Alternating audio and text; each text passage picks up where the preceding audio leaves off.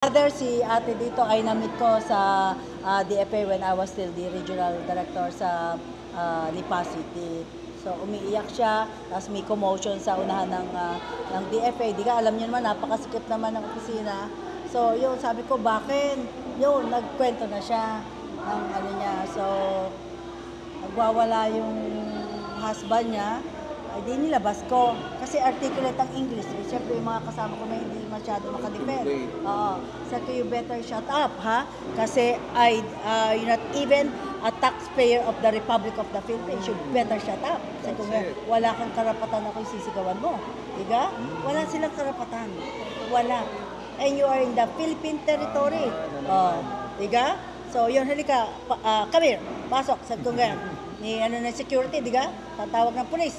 Ganyan. So, yun, nag-usap. So, umpisa noon, naging magkaibigan kami hanggang ngayon. Kahit kami in distance, through our, yun, nagkakaano pa rin ng ano yun, na, ano. Halika, interview ka rin, PWD dyan.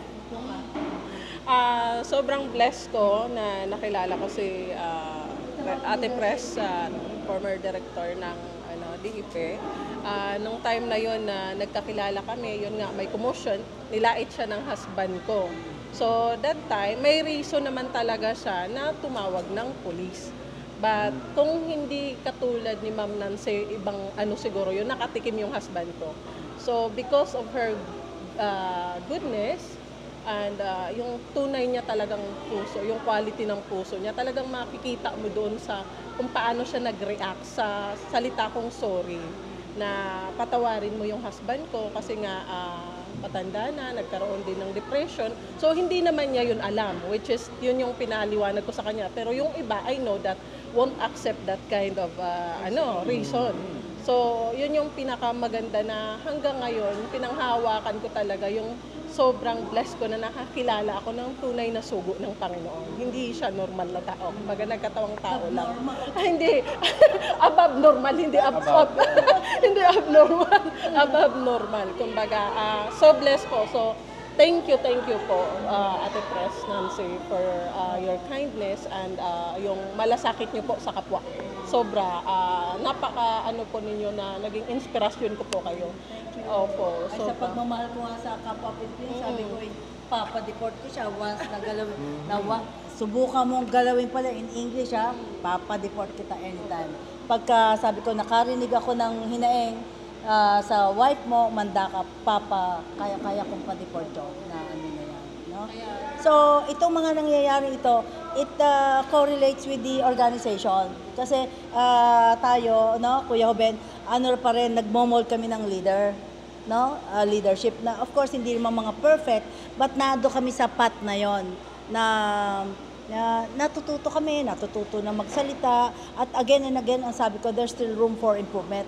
Even me, I still have room for improvement. Hindi ako perfect, no? But because ako ay battle-tested ako in my 45 years in the government service.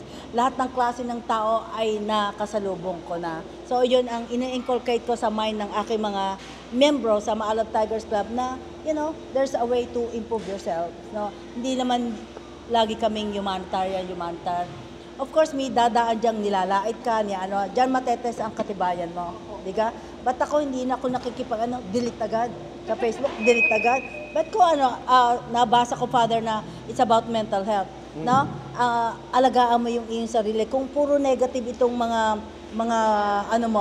mga nakakasalamuha mo, nakakasama, might as well forget them. No? And go on with the right path. No? At yun ay makakatulong. At itong Maalab Tigers, palagay ko ay nasa right path. Kasi iba-iba kaming mga sektor ng society, iba-iba rin mga problema. Ito si Kuya Ben, nakilala ko siya nung siya ay presidente ng PWD Parent Corps. Siya. At to think, natawa nga ako presidente siya lang ang lalaki. Talaga? Lahat babae, diga? So, ilang kuya nun ang iyong mga membro? Bilang Parent Core Group Federation President, before, halos lahat ng barangay ay na-invite namin. At pinupunta namin sila bahay-bahay para maging aware sila na there is an organization na talagang handang maging concern sa mga pangangailangan nila. Kasi napakahirap po na maging isang magulang ng isang PWD. Unang-una, parang PWD ka na rin eh. Kasi, At balo pa siya, father. yes, ha? oo. Wala na na yung kanyang. Ang hirap, father, mother, at the same time, kailangang mabuhay. May business din siya. Diba? And yet, isa nga siya sa hinahanga ako sa grupo. Salamat In naman. spite of everything, in spite of busy, may anak pang inaalagaan, ay, he finds time. He finds time talaga. And kahit ano, siya ay nagbibigay. Imagine na isa yun sa magandang quality sa'yo, kuya, na hinangaan ko, pati si Kuya Mark.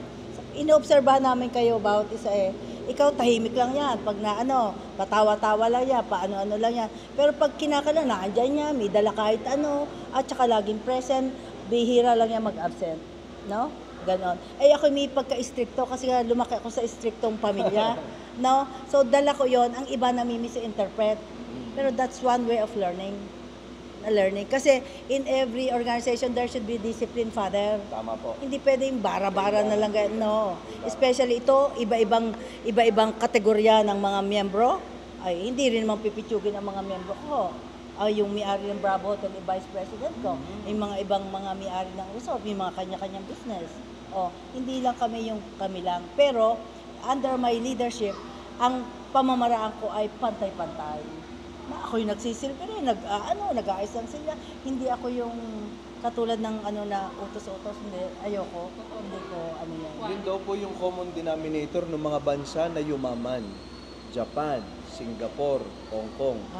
Discipline. Ayun nga, discipline. I learned it from Bakit my sila father. yumaman? Discipline. Discipline.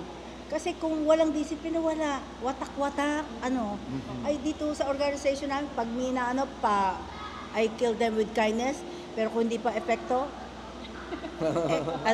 expelled. In-expelled kami ngayon dalawa na sorry pero wala. Ang sinisira nyo ay organization. Bago lang kami, wala kaming problema sa Tanawan. Yung po mga PWD na naaalala ko rin po sila sa aking ministry bilang pare. In what way? Concrete way.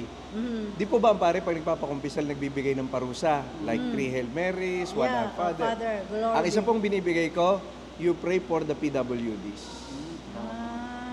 So every time hindi magko-confess, malamang-lamang nakasama ang PWD doon sa pagdadasal niya. I was questioned nga by some of the detractors, why PWD? Paragang low class. No? Diga? They are the lowest sector of the society that nobody cares.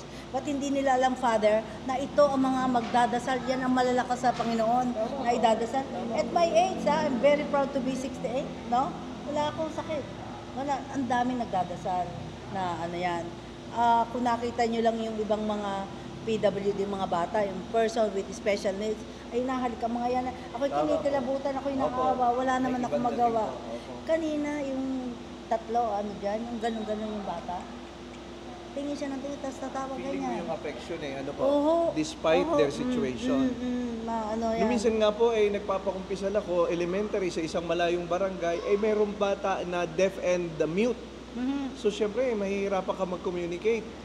Inalalayan siya ng mother niya, tinulungan siya, parang siya yung pinaka-interpreter.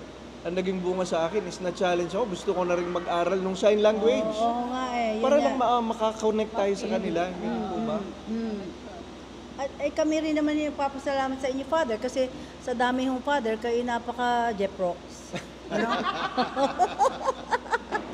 Jeff Rocks in the sense Nung pa na... nga pong first time na mamit ko po si Mami, ako'y na-at home na po sa kanya. ako'y May natutunaw. ganun po siya. Di po Ikaw, malimutan. si Kuya Hoben, alam niya ako stricto. Pero siya ay presidente, no.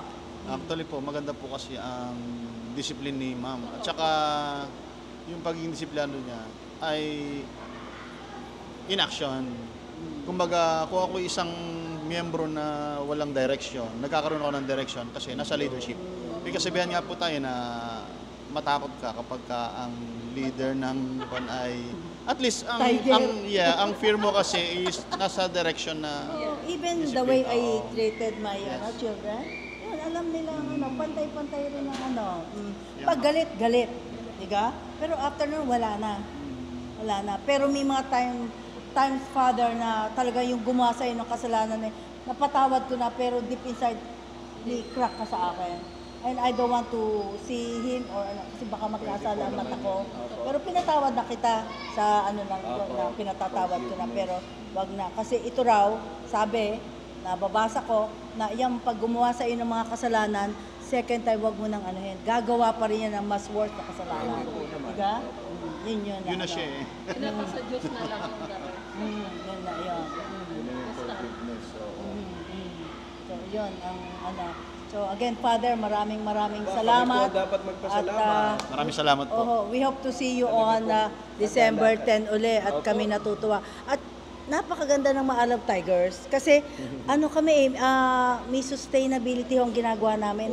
Hindi kami bara-bara. We focus on 3 things. Even interview, consistent ako sa mga sinasabi ko. Chinecheck ko yung lahat yung mga yon. Again, sa ating person with special needs, ang ating drug awareness campaign with the police.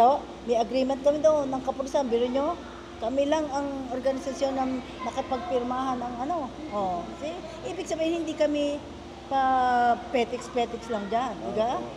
Hindi kami natutulog sa pansitan. Action agad. At ang aking hiling, kahit hindi maka-attend sila kasi may sarili-sariling mga hanap buhay para mabuhay ang ano, ipanalangin nila ako na maging malakas at I can represent all of them na alam ko naman na ano. Pero sa swerte ko, hindi ako nabobokya o hindi ako nasisiro sa company. Natutuwa ko, ang dami ngayon, Biyo. Lalo na ikaw, galing pang silang silang ka pa, Bimo, nandito ka just to be with us. Without our connection, it's impossible to be here.